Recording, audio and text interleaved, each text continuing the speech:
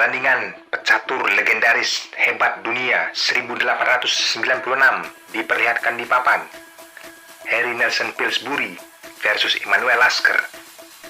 Ambil ilmunya karena banyak sekali langkah pembelajaran di sini, sahabat. Tentunya sahabat frekuensi catur dunia. Saya akan buat jalannya pertandingan menganalisis dengan mudah. Jangan lupa subscribe, nyalakan loncengnya untuk channel ini bisa berkembang. Selamat menyaksikan. Yang jauh merapat, Harry Nelson Pillsbury memegang buah putih. Mulai dengan pion D4, Emanuel Lasker, pion D5, putih pion C4, hitam pion E6, menjaga pionnya. Lagi-lagi di sini, Pillsbury mengancam pion D5 dengan kuda, dilindungi kembali oleh kuda ke F6. Putih pengembangan kuda ke F3. Emanuel Lasker pion C5 mengajak pertukaran. Problem terjadi di sini, teman-teman. Jika dipukul, kuda akan aktif ke depan ke C6 dan tujuannya ke D4. Maka dari itu, Harry Nelson Pillsbury gajah mengambil posisi menteri. Pion pukul pion disambut oleh menteri. Kuda ke C6 mengancam menteri. Bagaimana di sini ada langkah pembelajaran untuk sahabat. Jika gajah pukul kuda, kuda pukul menteri, gajah pukul menteri, tempo skak mendapatkan benteng. Hitam unggul di sini, teman-teman. Langkah ini tidak diambil. Pillsbury mengetahuinya. Maka dari itu menteri ditempatkan ke H4. Hitam merespon. Gajah ke E7 menjaga kudanya. Persiapan juga kalau memungkinkan rokade sayap raja ke depan. Putih rokade sayap raja. Hitam belum melakukan rokade, tetapi di sini langsung mengambil serangan menteri ke A5. Pion E3 dimainkan agar gajahnya menjaga pion ada di C4. Gajah petak terang dimainkan ke D7. Raja bergeser ke B1. Pion dimainkan hanya gertakan, tidak bisa pukul gajah karena bentengnya terancam oleh menteri. Permainan berlanjut, sahabat. Putih pukul pion, hitam membalasnya dengan pion. Putih menempatkan kuda ke D4, mengajak pertukaran kuda. Diabaikan, hitam melakukan rokade sayap raja. Ada ancaman kepada gajah. Jika gajah mundur, maka pion G dimainkan ke G5, mencakar menteri dan gajah. Mudah saja, lakukan penyerahan permainan. Setelah posisi tempo mengancam menteri, menteri ditempatkan ke H5. Hitam melakukan penyerahan permainan. Kuda pukul kuda, pion pukul kuda. Gajah ditempatkan ke E6 mengambil diagonal. Putih pion F4 melakukan serangan yang brutal, sama halnya dengan hitam. Seperti tujuan awal, putih langsungkan pion ke F5 mengancam gajah. Tidak diperdulikan oleh Emanuel Lasker. Memukul kuda dengan benteng. Kita berandai. Jika berani, putih pukul benteng dengan pion. Maka jelas, menteri menyambutnya. Kondisi seperti ini masihlah terlihat berimbang. Maka dari itu, Harry Nelson Pillsbury tidak menginginkan hal seperti ini, teman-teman. Langsung melakukan rencananya. Tidak ada yang salah dengan langkahnya. Pukul gajah dengan pion. Posisi tetap, benteng terancam, benteng kembali, bukan diselamatkan tetapi diberikan di A3. Kita analisis lagi, teman-teman. Jika pion berani pukul benteng,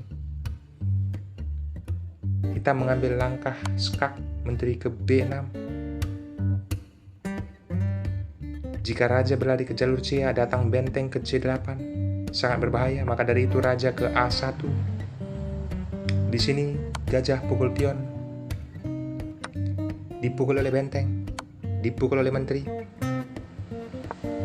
Raja bergeser ke B1. Pion pukul pion. Terlihat putih menang perwira, tetapi hitam menang posisi. Jumlah pion yang ada di E dan yang ada di D promosi ke depan, pion bebas namanya teman-teman. Jika dilanjutkan mungkin gajah ke E2, maka menteri tempo skak. Raja bergeser, benteng ditempatkan ke jalur 2, ke F2 mengancam gajah. Posisi hitam unggul di sini teman-teman. Kita kembali ke partai aslinya. Bagaimana kita melihat benteng diberikan secara gratis, tetapi Pillsbury tidak memakannya. Dia memukul pion dengan pion tempo skak. Dibalas dengan benteng. Langkah putih berikutnya mengambil benteng tersebut. Langsung saja teman-teman, skak. Kali ini ditutup oleh gajah, diberikan pengorbanan agar pion tidak terancam kembali oleh menteri. Itulah tujuannya teman-teman. Saat menteri memukul gajah, raja bergeser ke A1. Tidak bisa lagi gajah pukul pion yang ada di D4 karena tidak ada lagi menteri yang ada di B6. Benteng ke jalur C. Tujuannya jelas, ke C2 agar menteri bisa ke B2 membunuh raja putih. Ada benteng melindungi. Jika di sini posisi hitam tetap agresif memukul pion, berharap bentengnya nanti ke C2, maka benteng pukul gajah mudah saja.